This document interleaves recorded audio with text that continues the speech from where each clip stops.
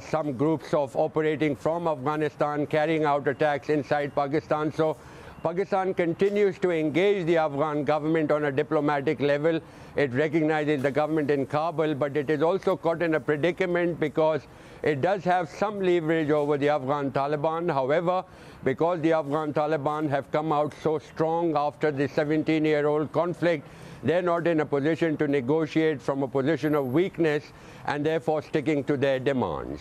OK, Kamal Haider bringing us the latest there from Islamabad. Thanks very much, Kamal.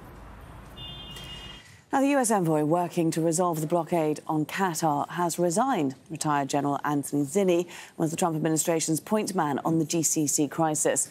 Rosalind Jordan explains why he quit and looks at the state of US diplomacy in the region.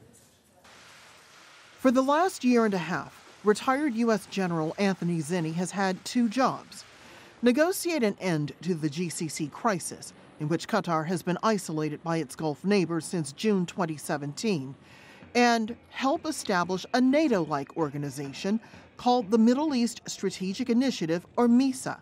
No more. Zinni has submitted his resignation.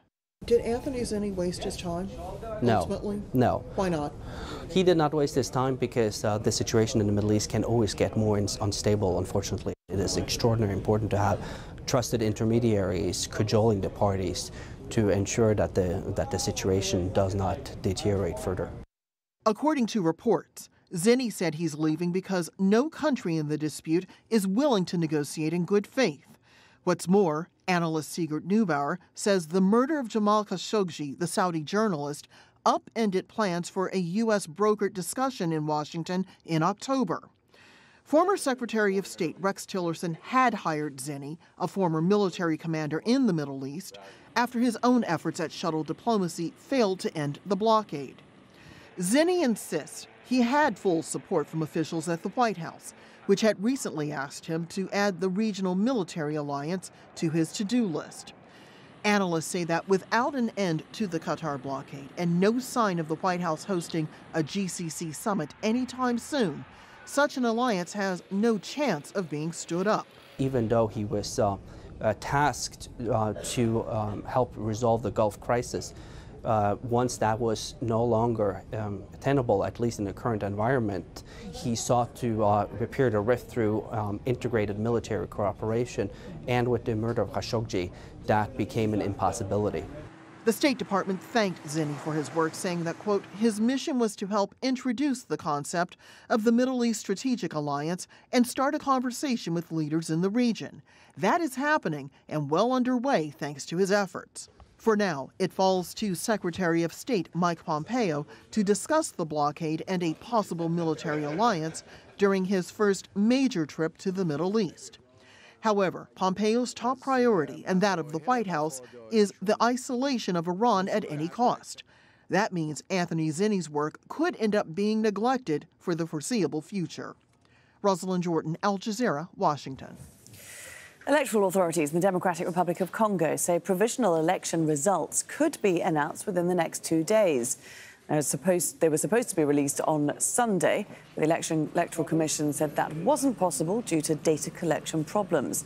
There were widespread reports of irregularities when the election took place at the end of December. Well, so is Harry Mutasa live for us now in Kinshasa. And Harry, these results now expected to be released within the next 2 days. Any idea of when exactly? Well, all the Electoral Commission is saying is that these results, when they're finally released, could be announced within the next 24 or 48 hours. When they are announced, it'll be in the building there behind me, the Electoral Commission. Police have been deployed in and around the area. The roads leading up to this place have been barricaded. Some of them, we told the election officials, are inside that building counting some of those votes. They're saying the reason why it's taking so long is because some areas where people voted are remote, they're very far. There are either no roads or the roads are very bad. All they're saying to the Congolese is, please be calm, please be patient. They're working as fast as they can. They're hoping the latest results will be out of it within 48 hours, but they have warned it could be longer than that. And are people hearing those appeals to remain calm? I mean, how are they reacting to these delays? Well, yesterday we saw around 4 p.m. in the afternoon, there was a rumor circulating in Kinshasa that the results to be released imminently. We saw some people rush into their cars and try to drive home. Lots of traffic jams as people try to get out of the city because they feared there could be protests once those results were released, but it turned out to be a false alarm. But we've got an indication how some people feel. They fear that if for some reason people aren't happy with the results, there could be protests on the streets. We know that the main opposition leaders are concerned that the Electoral Commission will try to manipulate the votes to favor the ruling party candidate, Emmanuel Shadari. So they fear that if that happens, their supporters will go onto the streets and protest. And in the past, when that happened, police will come out and shoot and kill some of those protesters. So there is a concern that there could be violence. But for now, as you can see behind me, the streets are calm. People are in the city going about their business, waiting for those results to be released. They're told latest within 48 hours, but have been warned it could be longer than that. Laura? Haru Mutasa in Kinshasa for us. Thanks very much, Haru. Well, Steph is here in just a moment with all the weather, and then teachers and doctors in Zimbabwe join forces in a stand against their government.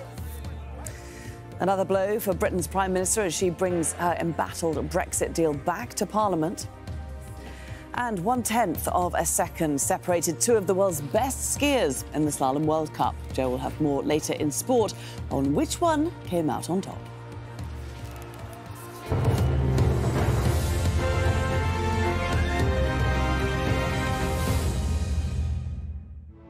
From dusky sunsets over the sprawling savannah to sunrise atop an Asian metropolis. Hello there. We have some very dangerous weather across parts of Europe at the moment. If we look at the chart for today, you can see the winds firing down from the north, and in the northern parts of Europe, it is very, very windy. This is what Hamburg looks like at the moment. Those winds have driven some of the river on shore. There's a bit of flooding there, and it looks like it's still going to be blustery for a while. Yeah, those winds then work their way southwards, and they're blowing plenty of cloud across the central parts of Europe, where it's turning colder, and as it heads across the mountains, that's where we're seeing most of the snow. So particularly in parts of Switzerland and the northern parts of Austria, we've got very deep snow at the moment, way over 2 metres in many places. That snow is still falling, and because of the amount we've seen in such a small amount of time, we do have a very large risk of avalanches at the moment. So there's that system then. It's working its way southwards, but still bringing its cold weather with it. So in the southeastern parts of Europe, we're also seeing a fair amount of snow. These pictures are from Athens, the beach in Athens, covered in snow. Beautiful, but not quite what you might expect. Now, there's plenty more snow still to come. That system is continuing its journey southwards, and then behind it, the winds will be easing, but there's still going to be more wintry weather across the northern parts of the Alps there. That system, fortunately, as it works its way southeastwards, isn't making its way towards Lebanon, because this is what it looks like there at the moment. The weather, sponsored by Qatar Airways.